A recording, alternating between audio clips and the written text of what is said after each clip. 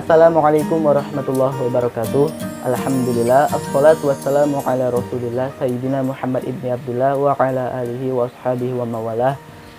Alhamdulillah, marilah kita panjatkan puji syukur kita atas kehadiran Allah, karena berkatnya lah kita bisa hadir dan juga bisa melaksanakan diskusi kita yang bertemakan administrasi kepegawaian dengan sehat walafiat, dan berkat rahmat dan hidayahnya jualah presentasi video ini dapat terselesaikan tepat pada waktunya. Yang terhormat Ustazah Novilia Susanti MSI selaku dosen pembimbing kita, dan juga teman-teman yang saya cintai dan juga saya banggakan.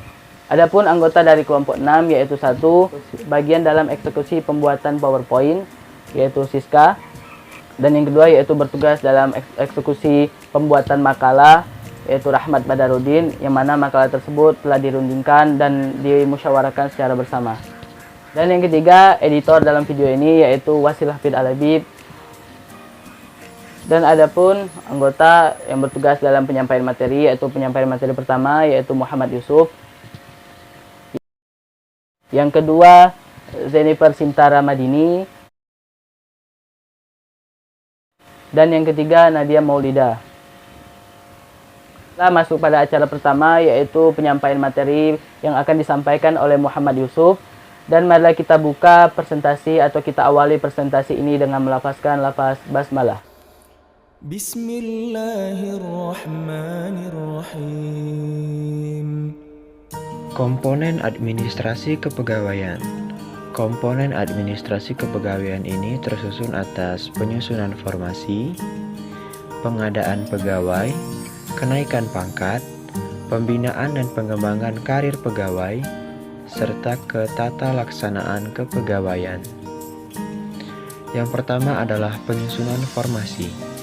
Dalam penyusunan formasi, hal-hal yang perlu diperhatikan adalah dasar penyusunan informasi yang pada umumnya digunakan adalah jenis pekerjaan, sifat pekerjaan, perkiraan beban kerja, perkiraan kapasitas pegawai, kebijaksanaan pelaksanaan pekerjaan, jenjang dan jumlah jabatan dan pangkat yang tersedia dalam organisasi, serta alat yang tersedia atau diperkirakan tersedia dalam melaksanakan tugas. Sistem penyusunan informasi terbagi atas sistem sama dan sistem ruang lingkup.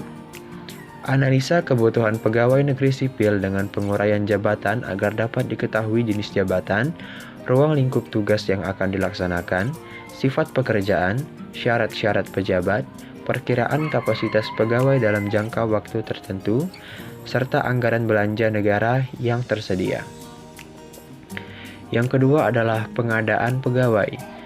Pengadaan pegawai negeri sipil adalah proses kegiatan untuk mengisi formasi yang lowong, mulai dari perencanaan, pengumuman, pelamaran, penyaringan sampai dengan pemangkatannya.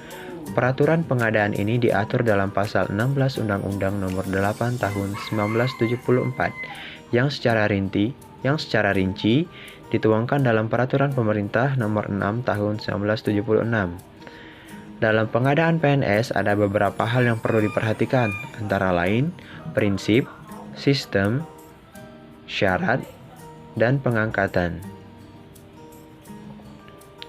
Selanjutnya adalah kenaikan pangkat. Kepangkatan adalah kedudukan yang menunjukkan tingkat seorang pegawai negeri sipil dalam rangkaian suatu susunan kepegawaian dan digunakan sebagai dasar dalam penggajiannya. Pengaturan perundang-undangan yang mengaturnya adalah Pasal 18 Undang-Undang Nomor 8 Tahun 1974. Yang lebih rinci lagi diatur dalam Peraturan Pemerintah Nomor 15 Tahun 1979. Jenis tingkat dalam pangkat kepegawaian negeri sipil diatur dalam Peraturan Pemerintah Nomor 7 Tahun 1977 tentang Peraturan Gaji Pegawai Negeri Sipil. Jenis kenaikan pangkat pegawai negeri sipil terdiri dari kenaikan pangkat reguler, kenaikan pangkat pilihan, kenaikan pangkat istimewa, kenaikan pangkat pengabdian, dan kenaikan pangkat anumerta. Yang keempat adalah pembinaan dan pengembangan karir pegawai. Untuk pembinaan karir pegawai diperlukan sarana atau instrumen, yaitu sebagai berikut. Yang pertama, sistem kepegawaian yang dikembangkan secara luas di kalangan pemerintah negara, yaitu sistem kawan, sistem prestasi kerja atau jasa, dan sistem karir. kepangkatan yang diatur dalam pasal 18 Undang-Undang Nomor 8 Tahun 1974. Jabatan yang diatur dalam pasal 19 Undang-Undang Nomor 8 Tahun 1974. Penilaian pelaksanaan pekerja diatur dalam Peraturan Pemerintah Nomor 10 Tahun 1979 dan daftar urut pangkat diatur dalam Peraturan Pemerintah Nomor 15 Tahun 1979 serta perpindahan yang terdapat dalam pasal 22 Undang-Undang Nomor 8 Tahun 1974. Dan yang selanjutnya adalah ketatalaksanaan kepegawaian. Baiklah, materi selanjutnya yaitu mengenai fungsi administrasi kepegawaian. Pada pemaparan kali ini, dibagi menjadi 3 bagian fungsi administrasi kepegawaian. Yang pertama yaitu fungsi administrasi kepegawaian secara umum. Yang kedua yaitu fungsi administrasi kepegawaian oleh Dr. Andes A.W. Wijaya. Dan yang ketiga yaitu fungsi administrasi kepegawaian oleh Felix Anigro. Secara umum, administrasi kepegawaian terbagi menjadi 2, yaitu fungsi manajerial dan fungsi operatif atau teknis. Fungsi manajerial terbagi atas perencanaan pegawai, pengorganisasian pegawai, pengarahan pegawai, dan pengendalian pegawai. Selanjutnya yaitu fungsi operatif atau fungsi teknis. Terbagi menjadi pengadaan pegawai, pengembangan pegawai, kompensasi pegawai, integrasi pegawai, pemeliharaan pegawai, serta pensiunan pegawai. Fungsi administrasi kepegawaian selanjutnya yaitu oleh Dr. Andes A.W. Wijaya di dalam bukunya yang berjudul Administrasi Kepegawaian Suatu Pengantar. Menurutnya, fungsi administrasi kepegawaian yaitu A. Menyaring orang-orang yang tepat dan bagaimana menempatkan mereka di dalam bidang pekerjaan yang tepat. B. Bagaimana memberikan instruksi kepada pegawai baru mengenai teknik-teknik pelaksanaan tugasnya dan tanggung jawabnya. Yang C. Yaitu untuk mendapatkan bagaimana lamanya jam kerja yang layak serta syarat-syarat kerja yang baik. Dan juga bagaimana cara mencegah terjadinya kecelakaan dan pemborosan. Yang D yaitu untuk mendapatkan bagaimana pembayaran upah atau gaji yang layak bagi pekerja. E untuk menghadapi hal-hal yang berkenaan dengan kenaikan pangkat dan memajukan taraf pegawai sesuai dengan kecakapannya. Yang F mengatur hal-hal yang berhubungan dengan persoalan kesejahteraan pegawai. Dan yang terakhir yaitu mengatur hal-hal yang berkaitan dan yang berhubungan dengan perburuhan. Fungsi administrasi kepegawaian terakhir yaitu yang diungkapkan oleh Felix Anigro.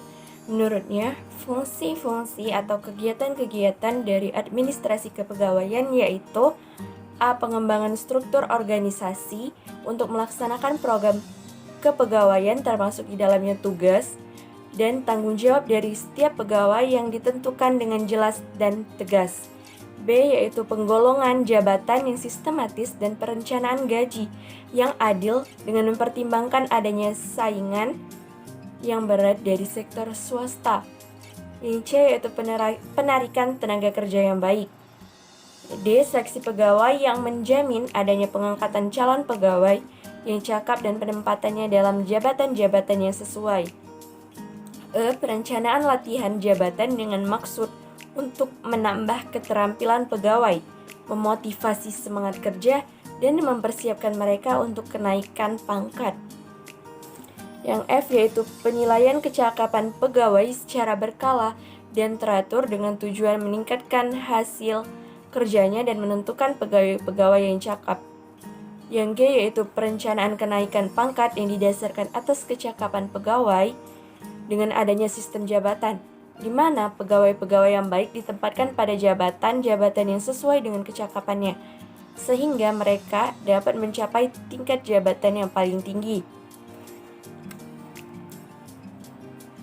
Yang H, kegiatan-kegiatan untuk memperbaiki hubungan antar manusia Dan yang terakhir yaitu kegiatan-kegiatan untuk memelihara dan mempertahankan moral serta disiplin pegawai. Baiklah, itu saja fungsi-fungsi administrasi kepegawaian yang dibagi menjadi 3 bagian.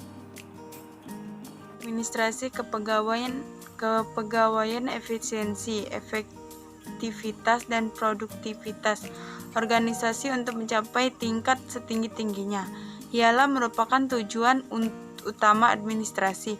Untuk mencapai tujuan administrasi dibutuhkan peran sumber daya manusia serta peran sumber daya bukan manusia.